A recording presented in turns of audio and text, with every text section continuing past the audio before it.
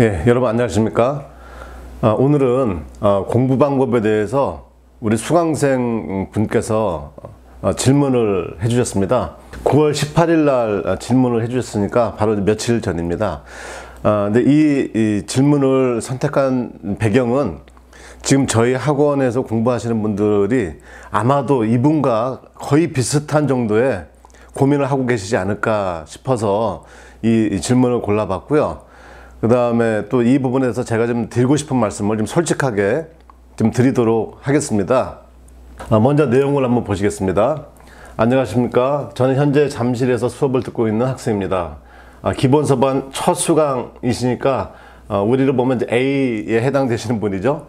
자, 그 다음에 현재 공부 방법이 맞는 것인지 또 어떻게 공부하는 것이 좋은 것인지 여쭤보고 싶어서 이렇게 메일 보냈습니다. 자, 이분의 현재 공부 방법에 대해서 한번 간단하게 보겠습니다. 자, 토요일에 잠실에서 수업을 듣고 일요일에 다시 보기로 한 번 더 들으면서 못했던 필기를 하고 있습니다. 두 번째, 제 유튜브를 통해서 예상 문제를 확인한 후 수업과 기본서 또 인터넷 타 합격자의 서브노트 등을 참고하여 짜집기를 하여 답안을 작성합니다. 시간이 꽤 오래 소요됩니다. 자, 세 번째, 작성한 답안을 이해하려고 노력하고 암기를 합니다. 네 번째, 자, 그리고 토요일 일찍 와서 시험을 치고 공부했던 것을 작성해 봅니다. 지금 이분의 현재 공부 방법이 이렇다 이겁니다. 자, 현재 이렇게 공부를 하고 있는데 이게 맞는 방법인지 모르겠습니다. 한 주 한 주 쫓아가기가 바쁘고 일주일만 지나면 저번 주에 무엇을 적었었는지도 다 까먹습니다. 자, 충분히 이해할 수 있지 않겠습니까? 자, 저는 하루에 평균 4시간 정도는 꾸준히 공부가 가능합니다. 이것은 혜택 받으신 분입니다. 정말 복 받으신 분이죠. 자, 답안지를 짜집기 하는 과정에서 시간이 오래 소요되다 보니까 저 스스로 이렇게 하는 것이 맞는 것인가 하는 생각이 듭니다. 하지만 이렇게 하지 않으면 토요일 학원에서 모의고사에서 무언가를 작성하기가 매우 어렵습니다. 교수님께서는 어떻게 하셨나요? 이런 공부를 해본 적이 없어서 어떤 것을 해야 할지 잘 모르겠습니다. 자, 여러분들 지금 모두 다 이렇게 공부를 하시고 계십니까? 아마도 이렇게 하시는 분들이 많이 계실 것 같아요. 그래서 제가 공부했던 내용을 솔직하게 말씀을 드리고 그 다음에 이것에 대한 이렇게 공부하는 것에 대한 문제점을 좀 얘기를 해보도록 하겠습니다. 자, 첫 번째, 자, 토요일에 잠실에서 수업을 듣고 일요일에 다시 보기로 다시 한 번 더 들으면서 못했던 필기를 합니다. 아주 좋죠. 이렇게 꼭 하시라고 제가 말씀을 드립니다. 시간을 내서 강의 듣고 그 다음에 못했던 필기를 인터넷으로 계속 봐가면서 필기하면 되겠죠. 이건 뭐 아주 잘하고 계십니다. 그 다음에 유튜브를 통해서 예상 문제를 미리 확인하고 그 다음에 수업과 기본서, 인터넷 타 합격자 서브노트 등을 참고하여 짜집기를 하여 답안을 작성을 합니다. 시간이 꽤 오래 소요됩니다. 이제 여기가 지금 문제가 좀 되고 있는 겁니다. 제가 드리는 말씀은 집에서 공부를 그냥 하시고 그 다음에 편안한 마음으로 토요일날이나 일요일날 오셔서 답안지를 작성을 해 보십시오. 이런 겁니다. 첫 번째 공부하시는 분들께서 이렇게까지 하시게 되면 너무 공부가 어려워요. 어렵습니다. 그래서 이렇게 공부를 하시면 안 된다. 자, 이렇게 공부를 하시고 나니까 이제는 어떤 문제까지 생기냐면 작성한 답안을 이해하려고 노력하고 암기를 합니다. 이게 무슨 말일까요? 우리가 이해하고 노력하는 것은 무엇에 대해서 이해하고 노력해야 되냐면 교재, 우리가 사용하고 있는 이 교재, 그리고 제가 강의한 강의 내용, 이 두 가지를 이해하고 노력하고 암기를 하셔야 되는 것이죠. 본인이 작성한 답안을 이해하고 노력하려고 하면 안 돼요. 이게 잘못된 겁니다. 왜냐하면 너무나 잘못된 정보들이 많기 때문에 그래요. 그러니까 제가 드리고 싶은 말씀은 뭐냐면 공부를 하시고 공부한 이후에 이것을 키워드를 작성을 해서 키워드를 시간 날 때마다 계속 돌리라 이런 말입니다. 그러면 첫 번째 하시는 분들은 내가 키워드 돌리고 키워드 돌린 걸 가지고 답안지를 작성하고 또 다른 분들 두 번째 들으시는 분들 이상 그분들의 답안지를 보고서 이렇게도 답안지를 작성하면 되는구나 이렇게까지 마시면 되는 겁니다. 첫 번째 하시는 분들은 이 이상 하시려고 하면요 힘들어서 할 수가 없어요. 그러면 공부 금방 포기하게 됩니다. 제가 수업 전에 말씀 몇 번 드렸듯이 우리 기술사 공부는 최하 2년입니다. 2년 동안 장거리 마라톤이에요. 지금 여러분들은 처음 시작하니까 많이 해봐야 6개월밖에 못할 겁니다. 6개월부터 100m 달리기를 질주를 하게 되면 이 공부가 끝까지 완성이 되겠습니까? 100m 달리기를 하듯이 가면 지쳐서 완주를 못하죠. 그냥 한 학기 하고 포기하고 말아요. 공부는 천천히 시작해서 어느 정도 수준이 되면 기하급수적으로 공부의 질이 올라가고 내용도 올라갑니다. 처음서부터 이렇게 비례곡선을 가지를 않아요. 그러니까 처음서부터 완만하게 지수적으로 올라가서 공부를 하셔야지. 그래서 막판에 공부 학회 갈 때쯤 됐을 때 그때 나의 실력이 매우 커지게 되는 겁니다. 시간하고 이렇게 비례관계에 있질 않아요, 공부는. 그러니까 처음부터 이렇게 하지 마시고요. 어떻게 하냐면 제가 계속 말씀드렸던 것처럼 키워드 중심으로 하시기 바라겠습니다. 자, 그럼 키워드에 대해서 간략하게 말씀을 드릴게요. 예, 저희 인터넷에서 대한전기학원을 검색을 하시면 이렇게 홈페이지로 들어갈 수 있습니다. 자, 홈페이지에 들어가서 로그인을 하시면 자료실이 있습니다. 이 자료실에 들어가시면 기술사 자료가 있죠. 이 기술사 자료에 들어가시면은 여기 5번째 보면은 발송변형 기술사 키워드입니다 라고 해서 제가 올려놓은 게 있습니다. 그래서 학원생들 배포 기본 키워드를 이렇게 클릭하시면 이렇게 키워드가 나오죠. 이 키워드를, 이건 제가 과거에 공부했던 완성된 키워드는 아닌데 여지간 제가 갖고 있는 자료가 이거밖에 없어서 올려놨는데 이걸 잠깐 보십시오. 우리가 지난주에 했던 게 이제 단위법입니다. 그럼 단위법을 보면 제가 단위법에 대해서 이렇게 키워드를 만들었어요. 그 다음에 코로나, 장애, 방지 대책에서 또 키워드를 만들었습니다. 그러면 이 키워드를 자기가 공부를 하고서 이렇게 만들어 놓고 그럼 책을 덮어 놓고 그 다음에 이 키워드에 대해서 자기 스스로 계속 암기하고 숙지하는 것이죠. 자, 예를 들면 단위법을 사용하는 이유가 뭐냐? 그러면 우리 책에 단위를 환산하지 않아서 무명수로 되어 있어서 단위에 대한 이 고려사항이 필요 없다. 그 다음에 정수 등이 생략되어서 식이 간단해진다. 일정 범위 안에 그 값이 들어오기 때문에 기억하기 쉽다. 그래서 무명수, 식이 간단해진다. 그 다음에 기억하기 쉽다. 이 세 개가 키워드잖아요. 그럼 이 세 개를 키워드를 가지고 문장을 만들어 보는 겁니다. 만약 문제가 단위법을 사용하는 이유에 대해서 간단히 설명하십시오. 이렇게 문제 나왔다고 치면 이 세 개를 가지고 내가 답을 어떻게 만들 것이냐. 그럼 키워드는 이 세 개니까 이것에 대해서 자기가 살을 붙여나가는 거죠. 만약 또 두 번째, 코로나에 대해서 장애, 그 다음에 방지 대책 이렇게 되어 있죠. 그러면 자, 코로나 이제 장애에 대해서는 손실, 잡음, 고저파, 소리액터, 통신선 유도 장애, 애자가 파손될 수도 있고 전기적 부식, 또 진행파의 파고 전압이 낮아지는 장점도 있다. 슬래시. 그 다음에 방지 대책은 뭐냐? 굵은 연선을 사용해라. 복도체. 그 다음에 가성근거를 개량하고, 그 다음에 가능하면 GIS 설비로 쓰면 좋겠다. 그 다음에 실제 실증 시험을 해서 실제적인 대책을 나와야 된다. 이런 등등등. 그 다음에 우리가 이제 손실 시기 있지 않습니까? 그 손실 시기에 대해서는 이렇게 제가 쭉 적어놨고, 그 다음에 이때 상대 공기밀도는 이렇게 돼 있다. 그러면 이렇게 자기가 하나씩 키워드를 가지고서 말을 만드는 거죠. 자, 코로나 장애가 뭐가 있지? 코로나가 발생되면 첫 번째, 손실이 발생되지. 그럼 그때 손실식은 피크식을 갖고 만들어지지. 그럼 그 피크식이 뭐였었지? 그럼 피크식을 쭉 기억을 해보시고, 그 다음에 코로나가 발생되면 교류의 반파마다 잡음이 발생했지. 그럼 그때 그 잡음은 뭐였어? RFI도 있고 TVI도 있었고, 그다음 반송파로 우리가 송전하는 방식에서는 또 거기에서도 또 문제가 생길 수도 있다. 이런 말이 있었고, 그다음 고조파. 고조파는 뭐였지? 코로나가 발생되면은 계통을 진상화시키니까 진상전류가 흐르고, 이 진상전류가 반파마다 이 잡음을 만드는 이 부분을 필요급수로 분석을 해보니까 3고저파가 가장 많이 발생되더라. 그래서 그 3고저파가 발생됐는데 그게 바로 영상전류인데 기유도전류. 그래서 그 기유도전류 때문에 유도전압이 발생됐지. 그 다음에 또 그것이 바로 또 고저파였고, 그 다음에 또 소리액터. 이건 제가 강의를 아직 드리지 않았지만 소리액터의 소호 능력이 저하된다. 이런 말이 있었고, 그 다음에 통신선 유도장애 금방 설명드렸고, 그 다음에 코로나 발생되면 애자의 절연이 파괴될 수도 있다.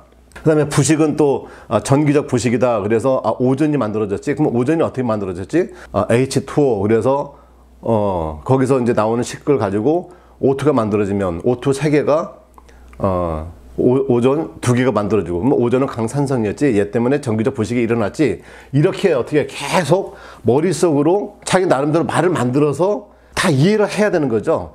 근데 이해를 하는 것이 시간이 꽤 걸립니다. 그럼 지금 내가 볼 때마다 이렇게 하지만 나중에는 이 전체를 어떻게 돼요? 코로나 장애가 방지되시고 계속 이것만 보고 자기 것을 만들다 보면 나중에 자연스럽게 그냥 암기가 된다 이 말입니다. 그럼 그 이후에 이제 두 번째 들거나 아니면 논술반을 가게 되면 여기에 대해서 내가 어떤 그림을 더 추가시킬 것이냐, 이런 것들은 모범답안을 보고 자기가 이제 아이디어를 내면 이제 된다 이런 말이죠. 자, 그 다음에 발전을 보면, 자, 양수 발전이 있었고 그 다음에 조속기를 했었습니다.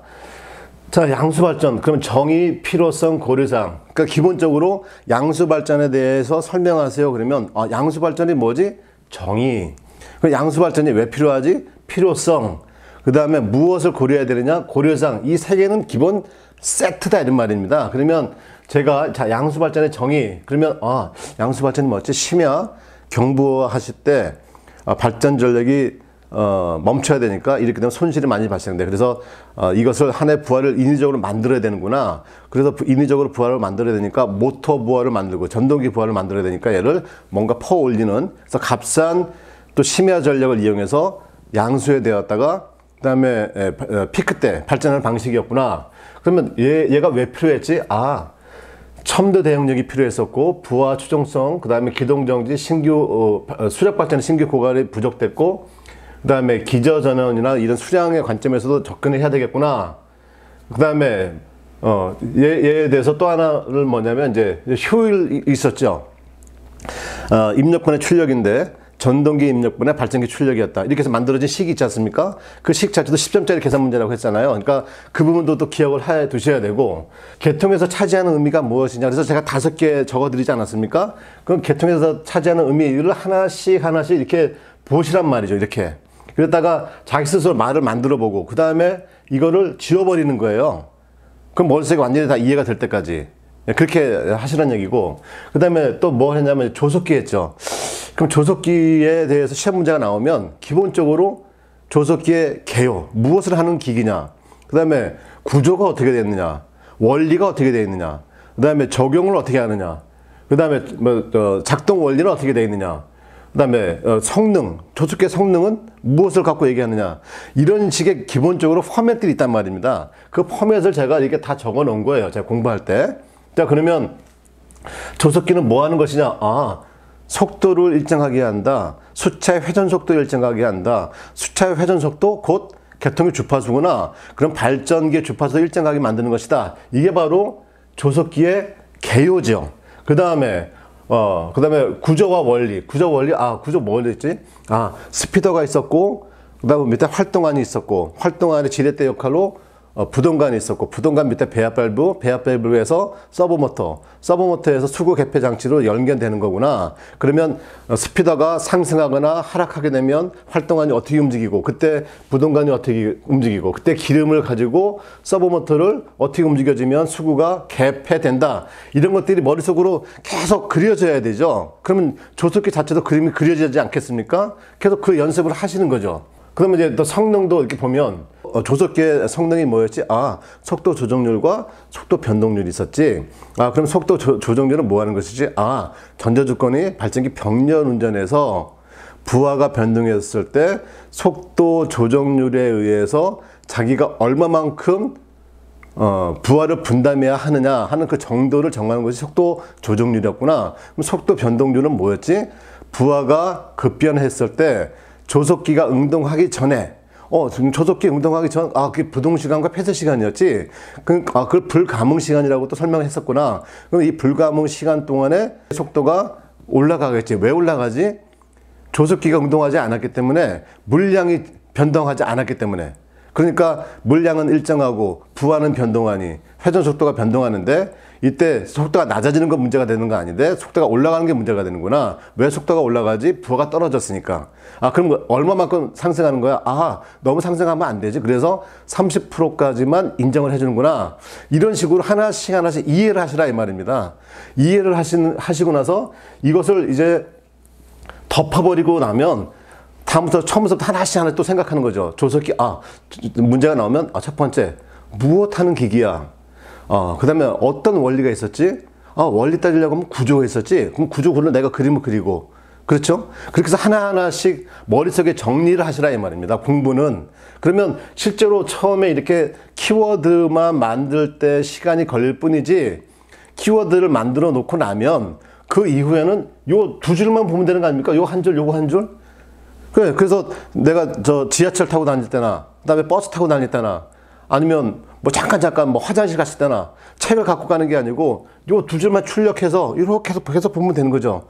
계속 보고, 맞아. 머릿속에 인상하고 이해하고, 이렇구나.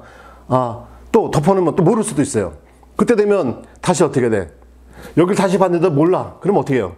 다시 또 책을 찾아봐야지. 그럼 내가, 무엇을 알고 무엇을 모르는구나 라고 하는 것이 정확하게 딱 나온다 이런 말입니다. 그렇겠죠? 그래서 공부를 이렇게 하시면 됩니다. 이게 제가 공부했던 방식이에요. 그래서 저는 수업 시간에도 여러 번 말씀드렸지만 저는 서브 노트라고 하는 걸 갖고 있질 않아요. 뭐만 갖고 있습니까? 이거밖에 없어요. 그래서 제가 여러분들 강의를 할 때도 책을 한번 보고 또 책 보는 것과 동시에 이 서브 노트를 한번 또 봅니다. 그래서 우리 수업 시간에 내가 빠뜨린 게 뭐 없을까? 그래서 서브 노트 보고 그 다음에 수업 교재 보고 그러고 나서 여러분들에게 강의를 해드리는 거거든요. 서브 노트를 두면 안 됩니다. 서브 노트 만들 그 시간에 공부하세요. 서브노트만 한번 만들고 그 다음에 이걸 25점짜리 만들어야 되면 또 25점짜리 또 만들어야 되지 않습니까? 또 10점짜리 만들려면 또 10점짜리 만들어야 돼요. 그 다음에 시간 되면 또 내가 수준이 너무 낮았네? 그럼 서브노트 또 만들어야 돼. 이러하게 효율적이지 않게 공부하서는 안 되잖아요. 우리가 시간이 많지 않단 말이죠. 예, 그러니까 제가 계속 드리는 말씀은 이렇게 키워드를 가지고 공부하는 연습을 하시기 바랍니다. 제가 마지막으로 한 번 더 드립니다. A에 해당되시는 분들, 지금 처음 공부하시는 분들이에요. 합격하려고 하면요, 물론 6개월 만에 합격을 할 수도 있겠죠. 그러나 말씀드립니다. 6개월 만에 합격하시는 분 안 계십니다. 저희 발성변형 기술사에는 없어요. 2년입니다.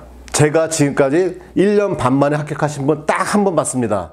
서울대 전기공학과 나오셨고요. 지금 전력거래소에서 근무하시는 분, 그분 실무에 아주 능통하신 분, 그분만 1년 6개월 만에 합격하셨고요. 제가 강의하고 공부할 때까지 다 통틀어서 그분 한 분뿐이십니다. 나머지는 다 뭐예요? 제가 걸렸던 2년 정도가 최하입니다. 그러니까 2년이다. 내가 2년을 목표로 하겠다. 이렇게 생각하시고 가시면 2년이란 기간은 짧은 시간이 아니에요. 엄청나게 긴 시간입니다. 여러분 학력고사 해봐야 1년밖에 안 되지 않습니까? 근데 이걸 2년을 해야 돼요. 처음부터 이렇게 막 100m 스피드로 달려가면요. 지쳐서 포기합니다. 절대 공부 이렇게 하지 마십시오. 지금부터는 차근차근히 따라가시기만 한다. 그래서 두 번째는 다른 사람들 답안지도 내가 참고해서 나만의 독특한 답안지를 만들자 이렇게 생각을 하시고요. 모범 답안이라고 하는 것은 여러분들 참고로 보십시오 이런 것이지 정말 이렇게 쓰면 10점입니다 이런 얘기를 하는 건 아닙니다. 지금은 모범 답안에 올라갔네 올라가지 않았네 중요하지 않습니다. 자신이 내 것에 대한 답안지를 내 스스로 만드는 것 이것이 가장 중요하고요.